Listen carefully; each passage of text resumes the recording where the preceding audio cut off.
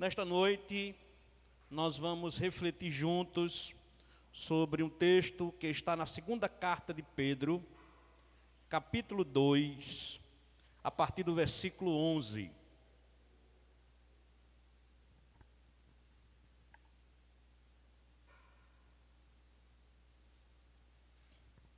Segunda Pedro, capítulo 2, a partir do versículo 11.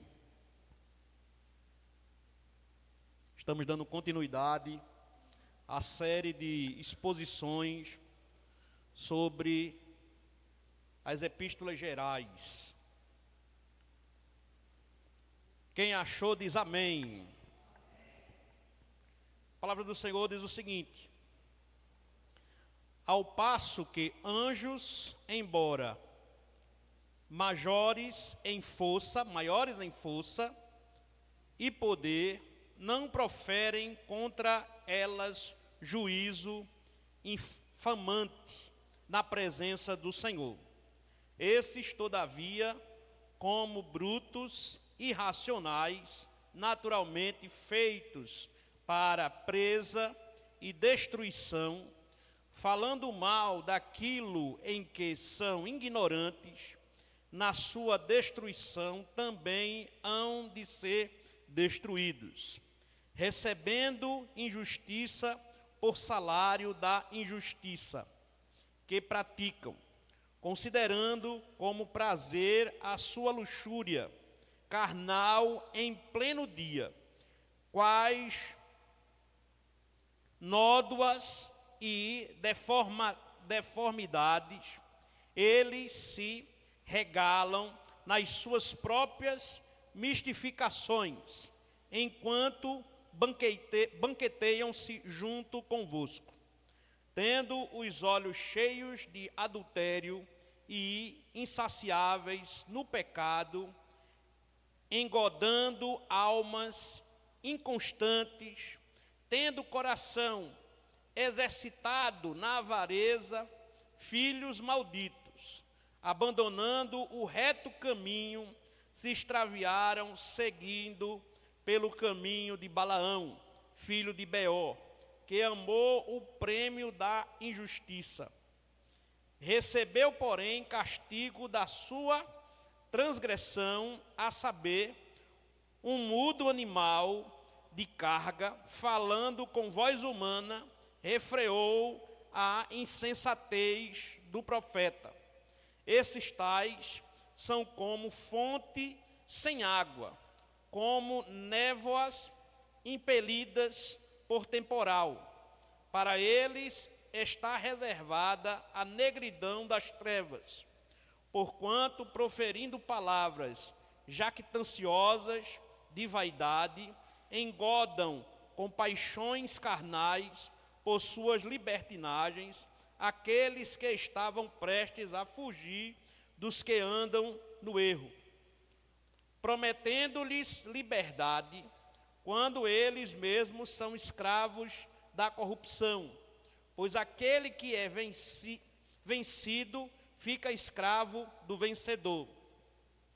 Portanto, se depois de terem escapado das contaminações do mundo, mediante ao conhecimento do Senhor e Salvador Jesus Cristo, se deixam enredar de novo e são vencidos, tornou-se o seu último estado pior que o primeiro, pois melhor lhe fora nunca tivessem conhecido o caminho da justiça, do que após conhecê-lo, volverem para trás, apartando-se do santo mandamento que lhes fora dado. Com eles aconteceu o que diz certo adágio verdadeiro: o cão voltou ao seu próprio vômito, e a porca lavada voltou a revolver-se no lamaçal. Muito obrigado, Senhor, pela tua palavra. Muito obrigado por este momento. Que o Senhor possa aplicar esses preciosos ensinos ao nosso coração. Em nome de Jesus, amém.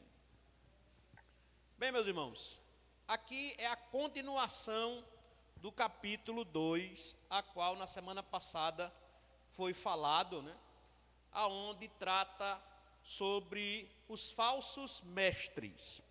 Os falsos mestres. Essa temática é muito comum nas epístolas bíblicas.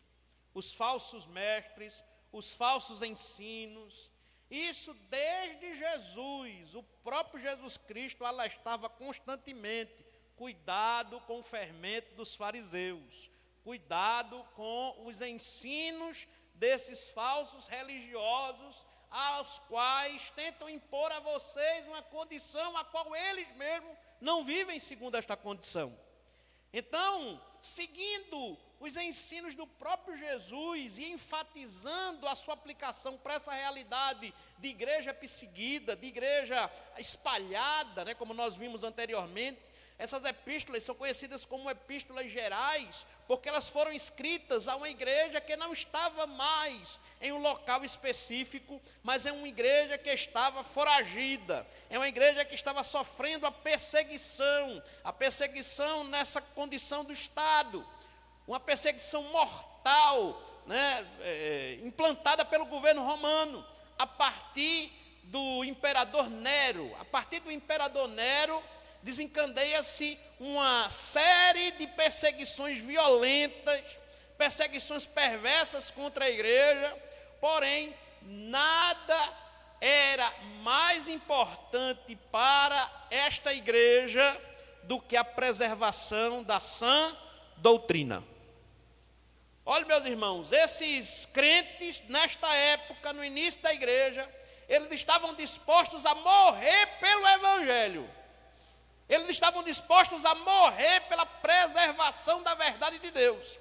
Eles estavam dispostos a tudo para que o evangelho de Jesus Cristo fosse pregado na sua pureza, fosse pregado na sua integridade.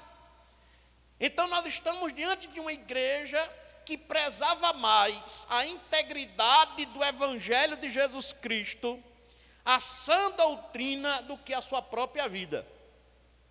E é interessante isso, porque enquanto a igreja, ela era um grupo de pessoas comprometida com a sã doutrina, com a verdade do evangelho, em promover a Cristo e a este crucificado e ressurreto, enquanto essa igreja estava comprometida em testemunhar, em proclamar, em viver este evangelho, esta igreja, por mais que sofresse as consequências materiais, por mais que sofresse a violência dos ímpios, essa igreja era fortalecida no Senhor. Quanto mais crente morria, mais crente nascia. Amém? Nessa época, quanto mais se matava crente, mais se surgia crente. Então era uma época onde a igreja, por mais que apanhasse, por mais que sofresse, a igreja crescia vigorosa, crescia, a igreja conseguia viver um crescimento a qual a gente pena muito hoje. A gente fala muito, mas a gente pena muito hoje para viver esse crescimento, que é o que a gente chama hoje de crescimento orgânico, ou seja, um crescimento natural, um crescimento comum, um crescimento que não é produto de um esforço, de um trabalho, de um projeto, de uma visão, mas é um crescimento natural, fruto de uma vida dedicada ao Senhor. Porque essa era a vida da igreja primitiva.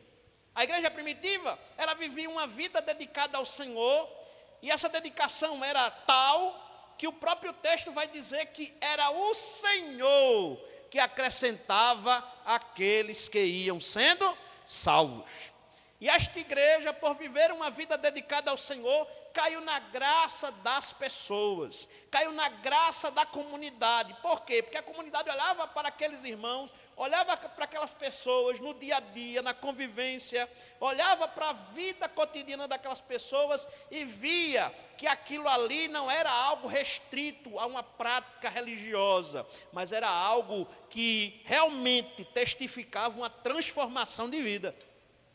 Então, este é o contexto desta igreja, este é o contexto deste povo a qual Pedro escreve essas orientações.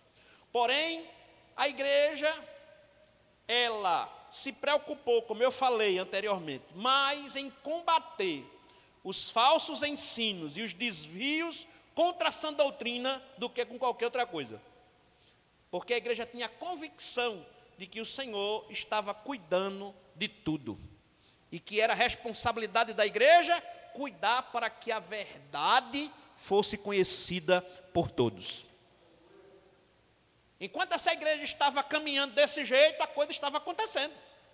Nós vimos aqui no domingo, na pregação do presbítero Rubenilson, ele falando sobre uma igreja que crescia no poder do Espírito Santo. Enquanto a igreja crescia no poder do Espírito Santo e perseverava na sã doutrina, a igreja perseverava, crescia, avançava. Porém, teve um tempo que surgiu um camarada chamado Constantino, que para mim foi o pior imperador romano de todos que passaram pela história da igreja.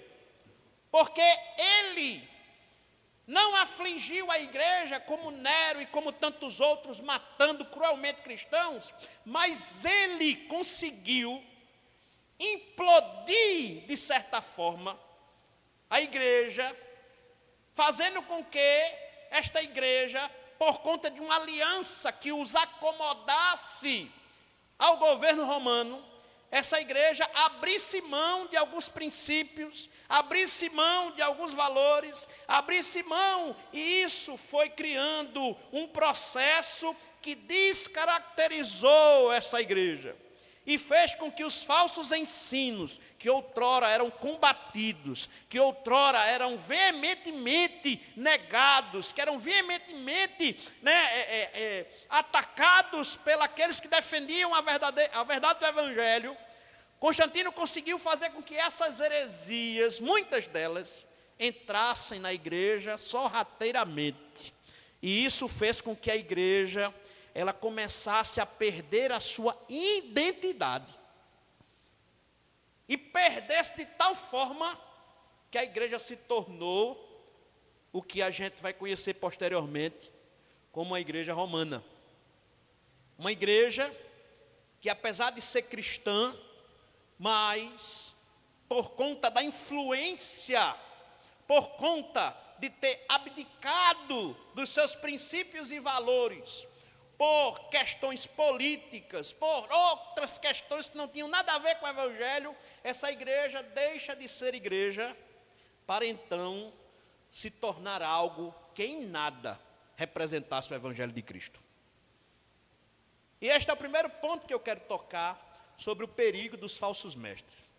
Os falsos mestres, eles são agentes do diabo que agem sorrateiramente para, aos poucos, descaracterizar a igreja.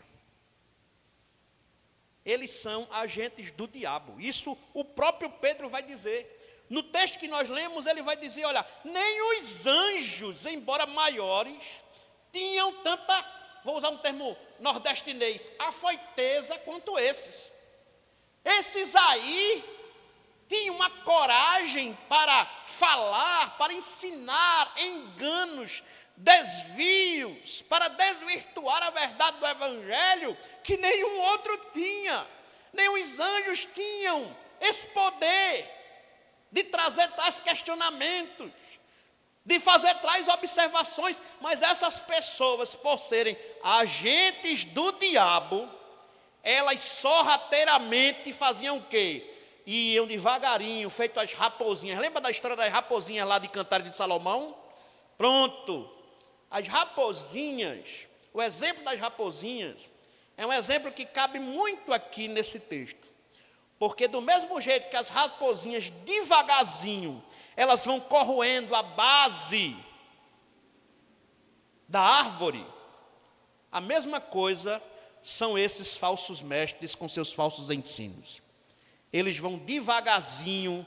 Não, mas vem cá, mas também não é assim não. Não, você não precisa ser tão radical não, você está muito radical. E hoje em dia, que a palavra tolerância se tornou moda, né? Não, a gente tem que ser tolerante, a gente tem que ser inclusivo. É ou não? O Evangelho, ele é inclusivo. É assim ou não? O importante é o amor, o importante é a gente abraçar, incluir. Porém, o próprio Jesus não ensinou isso. O Evangelho é inclusivo no tocante ao chamado universal da graça. Mas para ser ligado em Cristo, primeiro você tem que ser transformado em uma nova criatura. Você não pode ser ligado em Cristo andando de qualquer jeito, crendo de qualquer jeito, falando de qualquer jeito. Você primeiro tem que ser regenerado, transformado. Você primeiro tem que passar pela lavagem, que o João diz, a lavagem pela palavra. A palavra da verdade, ela precisa primeiro lavar você, para que então, lavado pela palavra, pela água da palavra, você então possa ser ligado a Cristo como Senhor da sua vida. Esse negócio de, não, mas não é assim não, é porque a igreja ela bota muita coisa, a igreja inventa muita coisa, a igreja ela machuca, ela não sei o quê, e parará. Meu irmão, nós precisamos entender que evangelho é coisa séria. Ou a gente está disposto a abraçar uma novidade de vida em Cristo, ou então nós ainda estamos vivendo no mundo. Nós ainda estamos vivendo segundo a lei do pecado e da morte. Ou a gente se desamarra desta antiga vida, se despe desse velho homem, para então se vestir do novo homem. Ou então, meu irmão, nós não passamos pela experiência do novo nascimento. Porque não dá para ser meio lá, meio cá. O problema da igreja hoje é que nós estamos dando palanque para os falsos mestres. Nós estamos dando palanque para os falsos pastores. Nós estamos dando mídia para pessoas que estão nas redes sociais, enganando e desvirtuando a verdade do Evangelho, porque a gente quer uma mensagem mais light, uma mensagem mais branda, né? Amor, é love, é amor, né? A gente quer hoje uma mensagem, não, a gente já está numa vida muito difícil, eu preciso ouvir uma palavra assim, que venha trazer um acalento ao meu coração. Muitas vezes o acalento de Deus vem numa palavra que choca a gente com a nossa realidade. Muitas vezes Deus acalenta a gente, mostrando a gente quem a gente é, e principalmente quem Ele é. Mas a gente não quer saber muitas vezes disso, porque a palavra do falso mestre, ela vem adoçada com o açúcar do diabo. Não, olhe, porque Jesus te ama, né? Tem gente aí que tem dito na internet que não acredita que um Deus de amor seja capaz de jogar seus filhos no inferno. É bonito de ouvir isso, não é? É até poético. Não, eu não acredito que um Deus amoroso seja capaz de mandar alguém para o inferno. É poético isso, porém, existe um engano dentro dessa frase, dessa colocação. E qual é o engano? Primeiro, Deus não vai mandar ninguém para o inferno. Nós, por não obedecermos a Deus, por não nos sujeitarmos à sua palavra, por não andarmos nos seus caminhos, nós é que vamos para o inferno, por nossa vontade. Todo aquele que escolhe viver uma vida fora dos preceitos do Senhor, ele escolhe ir para o inferno. Porque a palavra de Deus diz que há duas portas, uma larga, espaçosa, aonde todo mundo pode entrar. Essa daí não tem restrição, a catraca está liberada.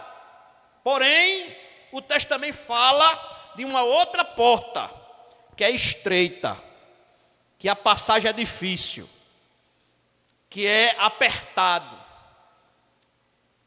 que você precisa ter todo um cuidado, toda uma preparação para passar por ela. E o texto vai dizer, essa estreita, ela é a porta da salvação. Mas não podia ser a larga? Não podia ser a larga. Porém, não é a larga. Sabe por quê? Para que o Senhor nos ensine o custo de termos uma nova vida por meio do seu sacrifício. O Senhor nos deu pela graça, mediante a fé, esta condição. Porém, existe um custo para vivermos nessa condição.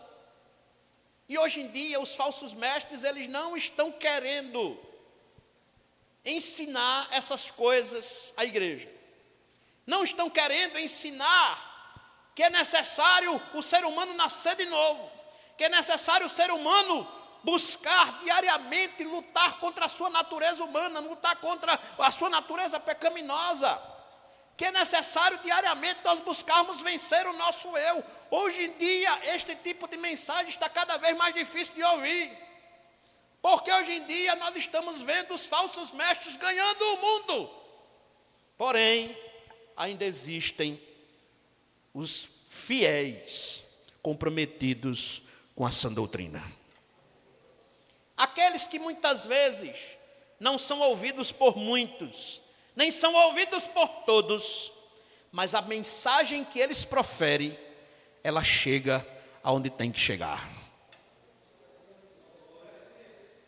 Ela chega aonde tem que chegar. Os falsos mestres são pessoas sem nenhum tipo de compromisso com a verdade, sem nenhum tipo de compromisso com o evangelho. Para eles, a palavra de Deus, o mandamento do Senhor não significa nada. Para eles, a verdadeira mensagem é aquela que se adequa aos prazeres de quem está lhe ouvindo, que se adequa aos desejos. O texto vai dizer que esses falsos mestres, eles são pessoas que não cansam de pecar, não cansam de perverter, não cansam de enganar. São pessoas com os olhos cheios de adultério, são pessoas que têm o seu coração cheio de avareza. Como pode uma pessoa dessa ter a capacidade de falar alguma coisa verdadeira? Não, mas a gente tem que ter misericórdia. A gente tem que ter misericórdia, mas a palavra de Deus diz que nós temos que confrontá-los com a verdade. Quando nós confrontamos um engano com a verdade, nós também estamos tendo um ato de misericórdia. Porque nós estamos mostrando àquela pessoa o caminho errado em que ela está. Esse negócio de não, bichinho, vem cá que eu vou alisar sua cabeça. Venha, não é assim não, vamos lá, meu filho. Não, meu irmão, muitas vezes é necessário que haja o confronto com o engano pela verdade de Deus. Porque o próprio Cristo não fugiu disso.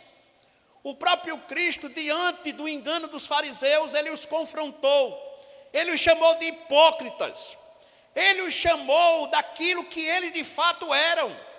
Cristo não exagerou, não, eita, Cristo pegou pesado. Não, ele não pegou pesado, não. Ele falou o que devia ter falado.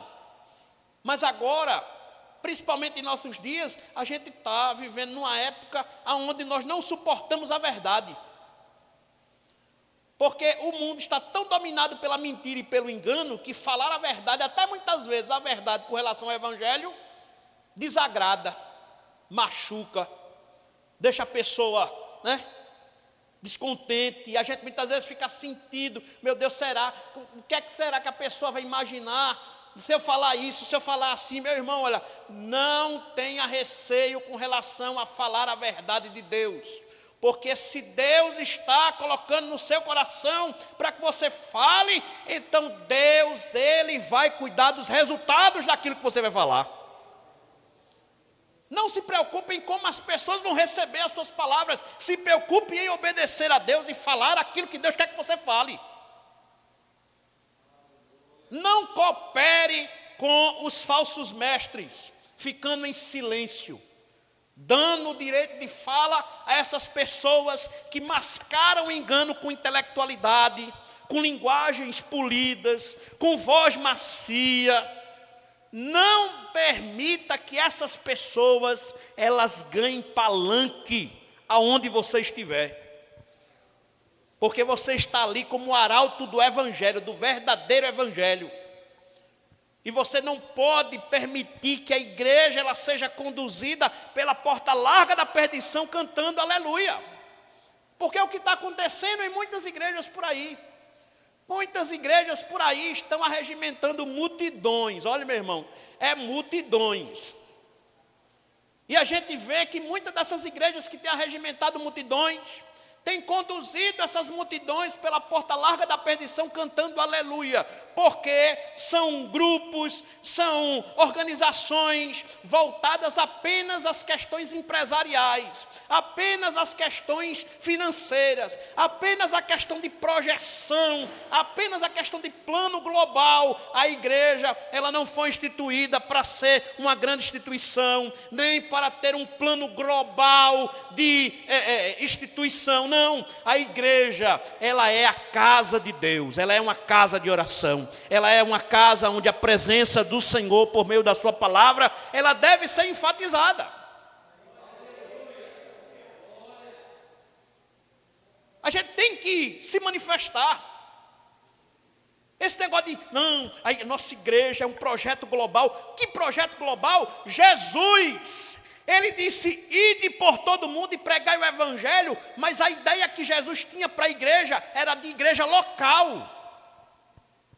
Jesus não criou denominação, Jesus não criou nada disso. Isso aí foi criado para adequar a igreja a uma questão organizacional. Porém, Jesus não criou nada disso, porque o plano da igreja era um plano de igreja local, de evangelho que chegasse na comunidade, a cada pessoa, de forma pessoal, direta, sem burocracia, sem nenhum tipo de penduricalho, mas um evangelho que chegasse puro e simples para as pessoas. Esse era o projeto de Jesus para a igreja. Muitos reformadores, em sua época, chegaram a ser expulsos, porque chegaram a falar isso em suas igrejas, e a igreja ela não gostou. John Wesley foi um deles. John Wesley foi mandado para fora da igreja dele, porque ele começou a pregar de uma maneira que contrariou os interesses dos poderosos. Porém, a história diz que quando John Wesley foi falar com um amigo, e foi compartilhar com ele a situação constrangedora que ele passou, e disse, rapaz, agora onde é que eu vou pregar? Agora nem igreja eu tenho mais. Ele disse, meu amigo, a sua igreja é o mundo.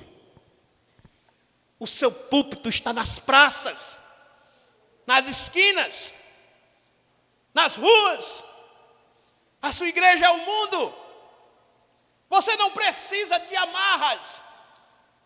Você é alguém que Deus enviou para pregar o evangelho aonde você estiver. Oh, aleluia! Oh, aleluia!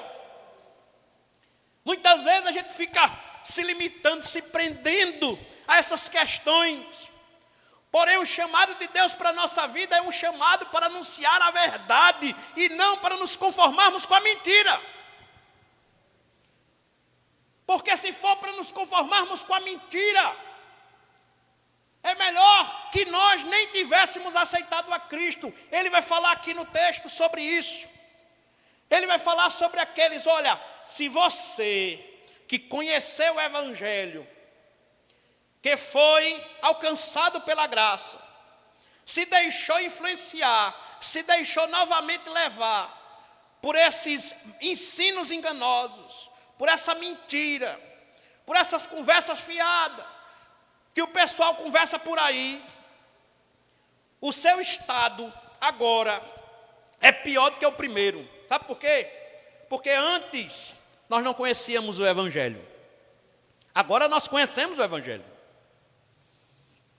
Então nós temos consciência da verdade. Nós temos consciência do que é a verdade. E se nós, tendo consciência do que é a verdade, continuamos ou voltamos ao engano, à mentira, voltamos a uma vida fora dos preceitos do evangelho, então nós estamos em uma condição pior diante de Deus. Porque agora nós estamos pecando com a lei. Agora nós estamos pecando conscientes do que deveríamos fazer, mas não estamos fazendo porque não queremos fazer. Então ele vai dizer, olha, se for para vocês novamente voltarem a essas práticas, a essa vida, voltarem a esse engano, voltarem a essa mentira, voltarem a estar debaixo do jugo desses falsos mestres, era melhor que vocês nem tivessem conhecido a Cristo. Porque todo aquele que está em Cristo é verdadeiramente liberto pelo seu Evangelho. Amém? E libertação é ruptura definitiva. Não é folgar o nó, é quebrar a corrente. A gente tem que entender que o Evangelho, ele tem poder para quebrar a corrente, não é folgar o nó. Tem gente que acha que o Evangelho só tem poder de folgar o nó. Aí fica lá, não, eu estou livre, mas estou meio preso ainda aqui. Né? O nó está folgado, mas está dado aqui. Eu estou amarrado ainda. Isso não é Evangelho, meu irmão. O Evangelho, ele quebra as cadeias. O Evangelho, ele transforma definitivamente a vida do indivíduo. Porque ou o Evangelho transforma a vida do indivíduo, ou não é o Evangelho. Ou o Evangelho, ele rompe com a antiga vida, com a antiga jornada no mundo. Ou ele faz com que a gente rompa com o pecado, ou não é Evangelho. Se a gente se julga crente em Jesus, mas ainda somos passivos com a falsa doutrina dos falsos mestres, nós não somos vítimas, somos cúmplices.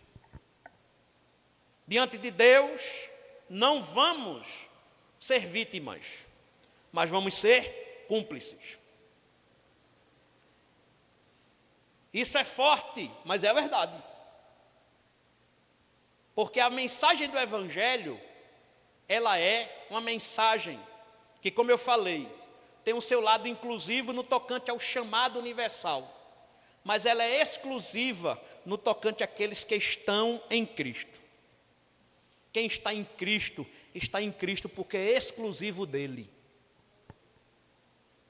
Não é porque ele simplesmente incluiu, mas porque ele tornou você propriedade exclusiva, sacerdócio real, povo, nação santa, povo exclusivo de Deus. Isso não é um povo de inclusão, é um povo de exclusividade de Deus. Você é exclusivo de Deus. Deus te salvou, Deus te selou, Deus, Ele te batizou para tornar você exclusivo dEle. Você é meu. E como você é meu, você tem que andar segundo o meu Evangelho. Combatendo todo tipo de engano. Enfrentando todo tipo de conversa mole, sendo um arauto da verdade. A igreja verdadeira, ela precisa ser intolerante com os falsos mestres. Ela precisa ser intolerante com os falsos mestres. Se ela não for intolerante com os falsos mestres, ela vai continuar flertando com o perigo de, no final, herdar a herança desses falsos mestres, que é a perdição. Essa ideia enganosa de amor, de generosidade, não, porque o bichinho, não, irmão, não caia nessa conversa. Tenha misericórdia, seja generoso, mas seja consciente de que o seu papel é ser um representante da verdade. Não dê ouvidos a esses enganadores. Não dê ouvido a essas pessoas que não têm compromisso com Deus, nem com a sua palavra. Não dê ouvidos. A palavra de Deus, ela é fiel. No passado, não apenas os verdadeiros profetas, como os falsos profetas, eles antes de dizer uma mensagem, eles diziam, assim diz o Senhor. Tanto os falsos como os verdadeiros. Como é que ia ser agora esse negócio? Como é que você ia discernir se tanto o verdadeiro como o falso dizia assim diz o Senhor? O texto bíblico explica que a distinção era feita porque, ao contrário dos falsos profetas, o Senhor confirmava todas as palavras que saíam da sua boca. Como é bom, meu irmão, você está num culto como esse, e você está ouvindo um verdadeiro crente, lavado e remido no sangue de Jesus, comprometido com a verdade. E esse crente está aqui pregando a palavra, falando do Evangelho, e você sente no seu coração que Jesus está falando com você. Oh, aleluia! Oh, Senhor, eu estou ouvindo a Tua voz, o Senhor está falando comigo. Eu estou ouvindo, Senhor, eu estou aqui, Senhor, eu estou ouvindo a Tua voz. Ô, meu irmão, como é bom sentir Deus falando ao nosso coração. Mas isso quem faz é o próprio Deus, confirmando as palavras do profeta do Senhor. Quando é Deus, meu irmão, o camarada pode estar trazendo a palavra mais pesada que você pode ouvir neste púlpito. Mas Deus vai passando bálsamo e vai, meu irmão, trazendo alívio, paz ao seu coração. Você sai da igreja todo lapiado, né? Sai todo lapiado, mas sai feliz, sai dando glória, porque o Senhor falou com você, porque o Deus de amor, Ele te corrigiu, porque Ele é teu Pai, Ele quer o melhor para a tua vida, e você sai dando glória. Senhor, olha, eu estou todo quebrado hoje, mas eu te agradeço, porque o Senhor me ama, e o Senhor quer o melhor para a minha vida. Ô, meu irmão, como a gente precisa sentir isso hoje em dia. Porque o Deus que nós servimos não é aquele que diz, você vai vencer, segura a bênção. Mas é um Deus que também diz, te corrige, te conserta, te apruma, junta os pés. É assim ou não? Onde é que você está andando? Com quem você está andando? O que é que você está fazendo? É o mesmo Deus que diz que vai te abençoar e te dar vitória hoje. É o Deus que diz, meu filho, saia daí. Meu filho, deixe isso. Meu filho, você não é para estar nesse lugar não. É o mesmo Deus. Agora isso, é Ele quem vai confirmar no teu coração. É Ele quem vai confirmar a palavra dEle na tua vida. E eu digo a você, sem medo de errar, o verdadeiro profeta de Deus, ele é alguém que é confirmado pelo Senhor, e porque ele é confirmado pelo Senhor, ele não engana nem ilude ninguém. Não engana nem ilude ninguém. Quando Deus diz a ele algo, ele não só diz, mas manifesta o poder da sua palavra. Jesus, vou terminar com essa palavra, trouxeram um paralítico numa cama para Jesus. Aí quando colocaram o paralítico na frente de Jesus, a primeira coisa que Jesus disse, perdoados estão os teus, foi? Aí começaram a fazer comentário de bastidor, né? Cochichar, porque ninguém tinha coragem de comentar alto perto de Jesus. Rapaz, que esse cara pensa que é? Ele está pensando que é quem para dizer, para perdoar pecado? Ele é o quê? Esse cara está se achando, né? Aí Jesus discernindo, o texto vai dizer, e Jesus discernindo os corações, veja. Jesus disse, olha, eu tô desconfiado que vocês estão comentando alguma coisa aí. Para vocês saberem que o Filho do Homem tem poder, ele olhou novamente para o paralítico e disse, levanta, toma a tua cama e anda. Mas antes ele diz, o que é mais fácil, perdoar pecado ou curar? Toma a tua cama e anda, vai embora. E o camarada pegou a cama e foi embora. Sabe por que Jesus fez isso? Para mostrar o poder da sua palavra. O poder da palavra de Deus, olha meu irmão, ela é tremenda. Porque ela é tanto capaz de remir o pecador, como ela é capaz de realizar prodígios e maravilhas no meio do seu povo. Oh, aleluia!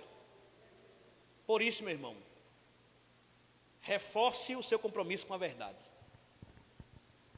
Fuja desses enganadores.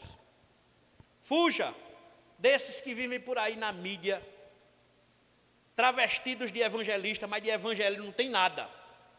Só conversa mole. Só miolo de pote. Fuja dessas pessoas. Se apegue à verdade do evangelho. Se apegue àquilo que Deus tem para você. Porque pode não ter o sabor de mel, mas vai te levar para o céu. Amém?